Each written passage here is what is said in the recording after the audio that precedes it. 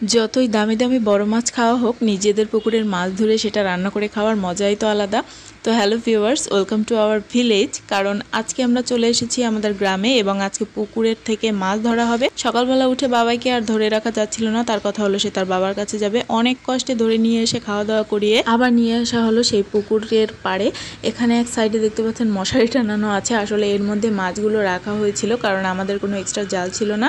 আর এইদিকে একটা ড্রামের মধ্যে জল রাখা হচ্ছিল, এর মধ্যে বাদবাকি যে মাছ ছিল সেগুলো উঠিয়ে নেওয়া হচ্ছিল, মোটামুটি যেগুলো খেতে রাখা হবে। আর কিছু চেলাপুটি আমাদের শুকিয়ে রাখা হবে কারণ আমাদের শোল মাছের চাষ আছে, সেইখানে এই মাছগুলোকেই গুঁড়ো করে খাওয়ানো হবে। এদিকে আমার দাদা দেখুন নিচে কিন্তু অলমোস্ট নেমে গেছে, মাছ কিন্তু বেশিরভাগই ধরা হয়ে গেছে। বড় বড় যেগুলো ছিল, পাঙাশ মাছ ছিল, বড় শোল মাছ ছিল, তারপরে কাতল মাছ ছিল, আরো সিলভার মাছ ছিল, সেগুলোকে ধরে অলমোস্ট আপনার মশারির মধ্যে ফেলে দেওয়া হয়ে গেছে। এদিকে যে মাছগুলো এখন রয়েছে এই মাছগুলো মূলত আমরা রেখে দিব কারণ আমরা শহরে চলে আসবো, অনেক মাছ নিয়ে আসবো। আর এদিকে বাবাকে দেখুন, সে কিন্তু আসার সঙ্গে সঙ্গে আমাকেই বলতেছে চলো মা তোমাকে আম দেখাই, চলো আম দেখাই। আসলে ও এর আগেও এসেছিল, আমরা এখানে 2 দিন আসছি, কিন্তু আমি ঘর থেকে বেরোতে পারিনি যেহেতু আমি ঘরে একা, আমার আর কোনো দেবর বা ভাসুর নাই। একটা ননদ ছিল, তারও বিয়ে হয়ে গেছে, সংসার একদম ফাঁকা, সবই নিজের হাতে গুছিয়ে নিতে হয়। সেগুলো করতে করতে 2 দিনের মধ্যে আমি একদমই বেরোতে পারিনি। এরপরে আজকে দেখলাম ছোট ছোট আম ধরেছে। আমি আগে একটা ভিডিও করেছিলাম, সেটা হচ্ছে আমের মুকুল ছিল,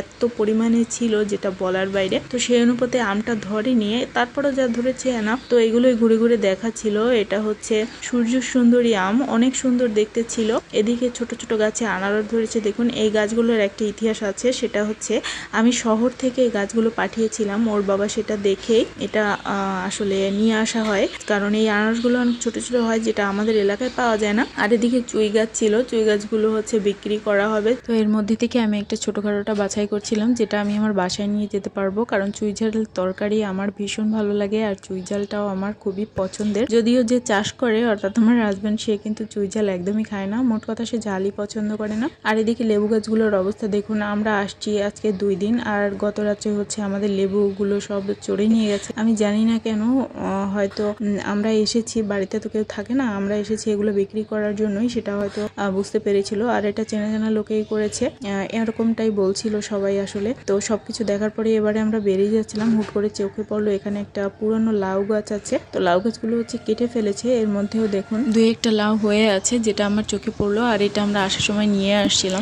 আর এখান থেকে 2টা লাউ কেটে নেওয়া হয়েছিল। আমার বাবা আর মা আসবে এ কারণে আমার শ্বশুর অর্থাৎ আমার শ্বশুর বাবা উনি কেটে নিয়ে গিয়েছিলেন যে বাবারা আসবে তাই দিয়ে দেওয়ার জন্য, যেহেতু আমাদের বাড়িতে খুব একটা সবজি চাষ হয় না আর আমাদের বাইরেও জমি নাই, আসলে সবজি চাষের জন্য সেরকম জমি নাই আর লোকও নাই, এই কারণে হচ্ছে সবজি চাষ করা হয় না। তবে আমি বাড়িতে গিয়ে একটা লাউ গাছ লাগিয়ে দিয়ে আসছিলাম, 2বারই লাগানো হয়েছিল, বাট প্রথমবার মারা গেছিল, এরপরে হয়েছিল। তো সেই লাউ গাছটাই অলরেডি লাউ হচ্ছে, তাই মা ওরা আর 2টা নেয়নি, একটা নিয়েছিল, বাদ বাকি একটা আমরা খেয়েছিলাম। কথা বলতে বলতে দেখুন এখানে কত সুন্দর ছোট ছোট মাছ ধরে নিয়ে আসছে, বেশ অনেক মাছ ছিল, 2টা ঝুড়িতে করেই ধরা হয়েছিল। আর এদিকে বড় একটা কাতল মাছ দেখা ছিল, তো আমি ওর বাবাকে বললাম যে এই কাতল মাছটা রেখে দিব, তো ও বললো যে ঠিক আছে তাহলে রেখে দিই, কারণ এখানে অনেক মানুষ ছিল আর খোলা জায়গায় মাছ চাষ করা হয়, এত বড় মাছ যদি পুকুরে আবার ফেলা হয় সেটা এরা হচ্ছে কোচ দিয়ে মূলত মাছ ধরে রাত্রেবেলা, তো সেখান থেকে অনেকে হয়তো বা কেউ ধরে নিয়ে যেতে পারে, এ কারণে মাছটা রেখে দেওয়া হয়েছিল। মাছটার মাপ ছিল প্রায় 4 কেজি মতো, অনেক বড় একটা মাছ ছিল। তো ভিউয়ার্স, আজকের ভিডিওটা কেমন লাগলো অবশ্যই জানাবেন। এটা আমাদের গ্রামে নিজেদের পুকুরের একটা ফিশিং ভিডিও, আশা করি আপনাদের অনেকেরই ভালো লাগবে। তো আপনারা যদি নতুন হন আমাদের চ্যানেলে, অবশ্যই চ্যানেলটি সাবস্ক্রাইব করবেন। সবাই ভালো থাকবেন, সুস্থ থাকবেন।